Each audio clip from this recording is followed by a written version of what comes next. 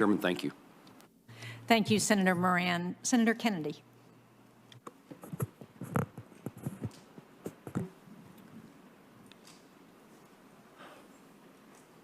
Mr. Director, I remember when you were nominated and confirmed.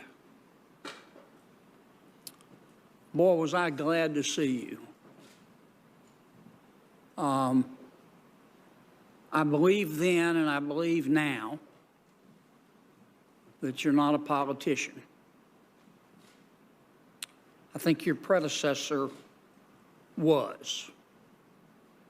And he and others did immeasurable damage to one of the most important institutions in American government.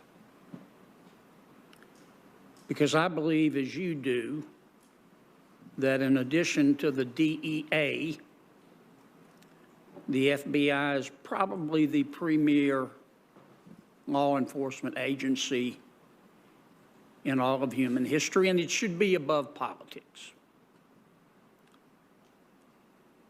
For the record, who is Michael Sussman? Well, Michael Sussman is a lawyer who is currently involved in a trial by the Durham Special Counsel team. His law firm, Perkins Coie, was counsel to Secretary Hillary Clinton's campaign, right? Senator, I'm mindful, as I think you would expect me to be, that the case is currently in the middle of trial, and well, we have agents, and I have assigned agents to work on the Durham team. I want to be really, really careful about not getting into a discussion about a case that's currently in front of a very independent and strong-willed federal judge and a jury right now. So, well, Mr. Sussman was counsel to Secretary Clinton's campaign, and we also know that he was the source of the information provided to the FBI that the Trump campaign had a back-channel communication to Russia, which we now know isn't true. Is it true that Michael Sussman, a partner at Perkins Coie,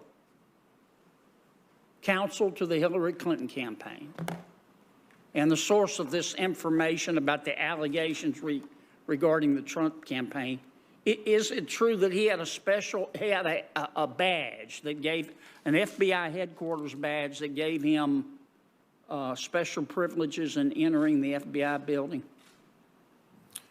well, Senator, what I would say to you is much in keeping with the gracious comments you made at the beginning about my commitment to trying to make sure I do this job the right way.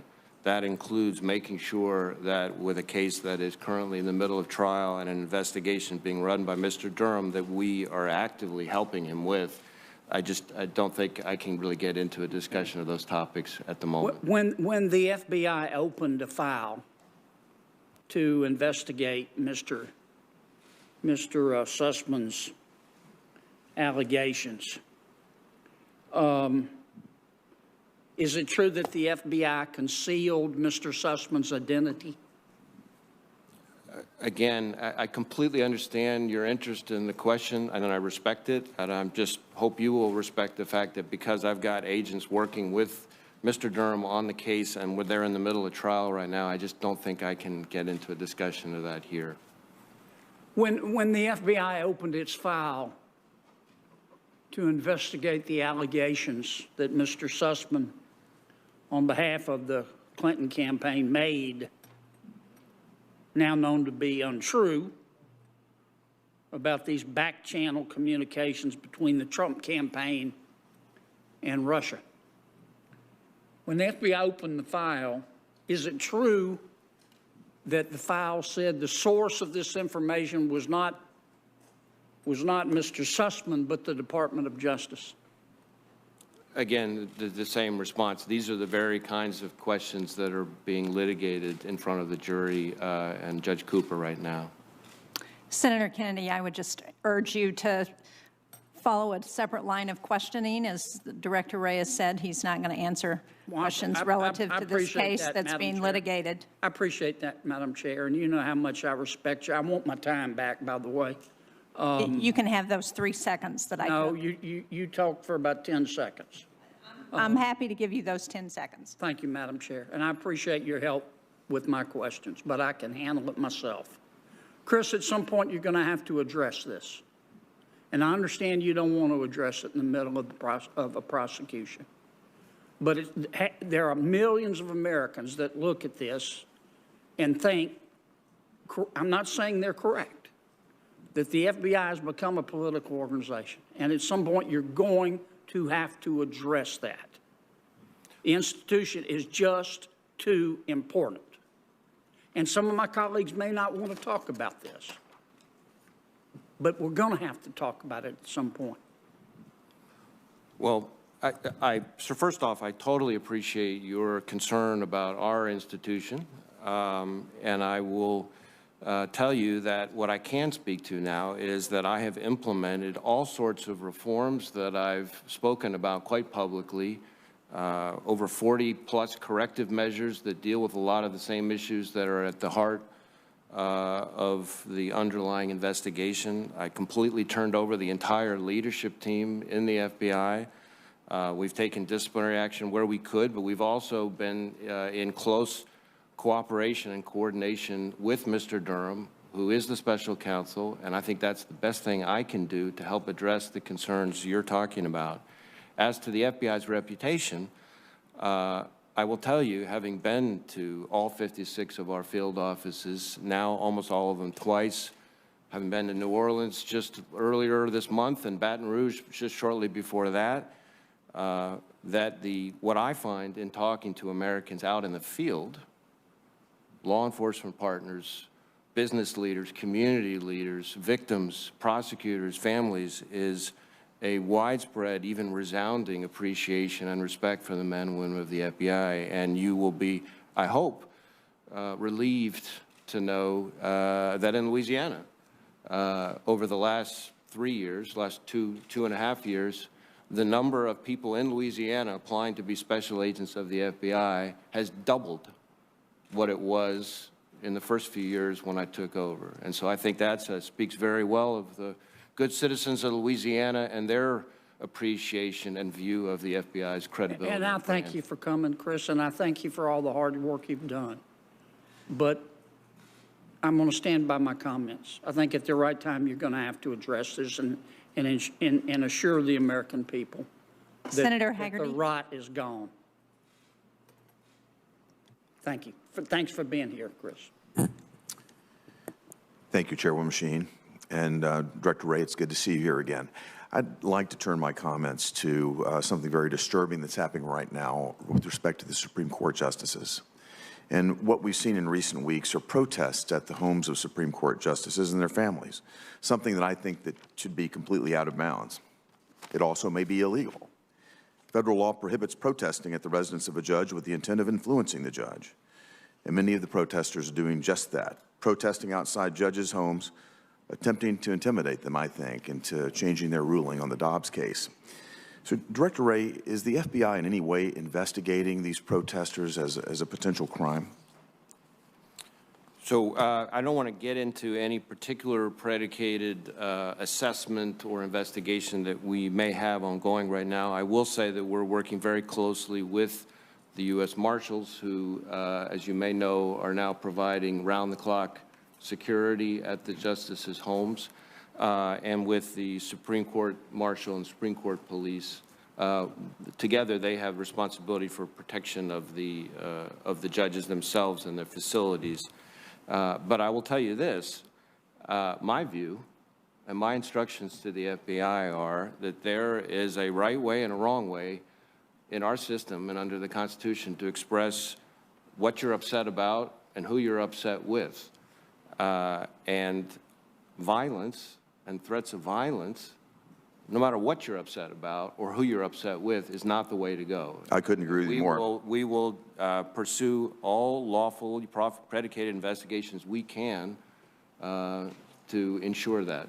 The U.S. Supreme Court police recently reported, I'm going to use their quote, a significant increase in violent threats to your concern against Supreme Court justices and the Supreme Court building. And as FBI director, it sounds, and I just wanted you to confirm that you've received information that the Supreme Court and its members are facing elevated threats that do warrant increased security intelligence resources. As I said, we're in close contact with them, receiving tips and leads and things like that from them, and without, again, weighing in on what in the way of assessments and investigations we have open.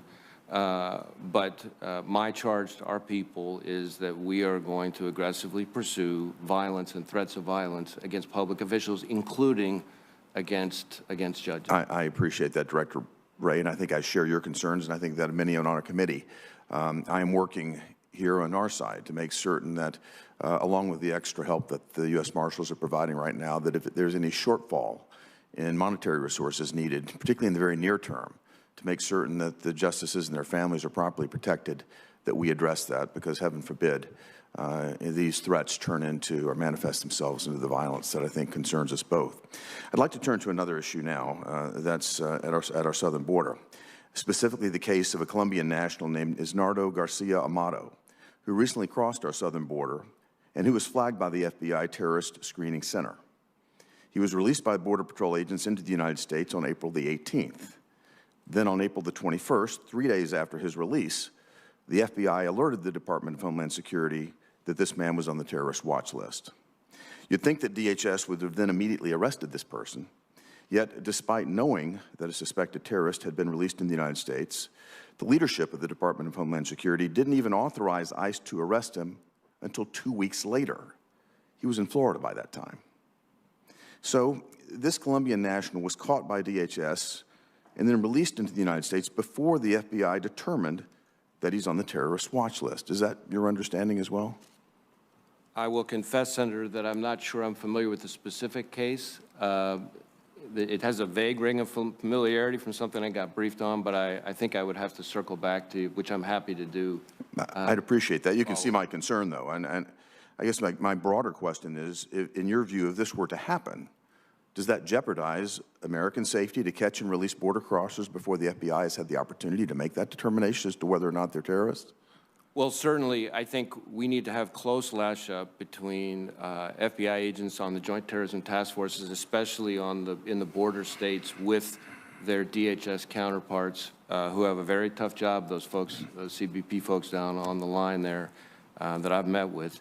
And they usually have people designated on our task forces, which is designed in part to prevent some of the slippage. No, that slippage is a great concern. Even further concerning is DHS taking 2 weeks after receiving information from the FBI to actually notify us to arrest a person. I mean, does that concern you as well as slippage that could, again, endanger American safety? Well, I certainly understand the concern. I think I would need to kind of drill in further on the facts to make sure I've got the full context. I would appreciate that. And also, when you come back to me, if you could let me know how many border crossers have been apprehended that are on the national terrorist list. I'm deeply concerned about this. When I went to the border myself about 6 weeks ago, I was informed that 157 different nationalities have been apprehended at our southern border in the past year. That's a deep, deep national security concern, and I would very much appreciate your following up with me in terms of what's known, and also if you have any estimates on what's not known, because I would think that's an even greater concern. Are those people that are coming here using the border, as Senator Moran talked about, for some very nefarious purposes? Thank you. Thank you, Madam Chair. Thank you, Senator Hagerty. Senator Capito. Thank you, Madam Chair, and thank you, Director, for being with us today. We are going to be asked to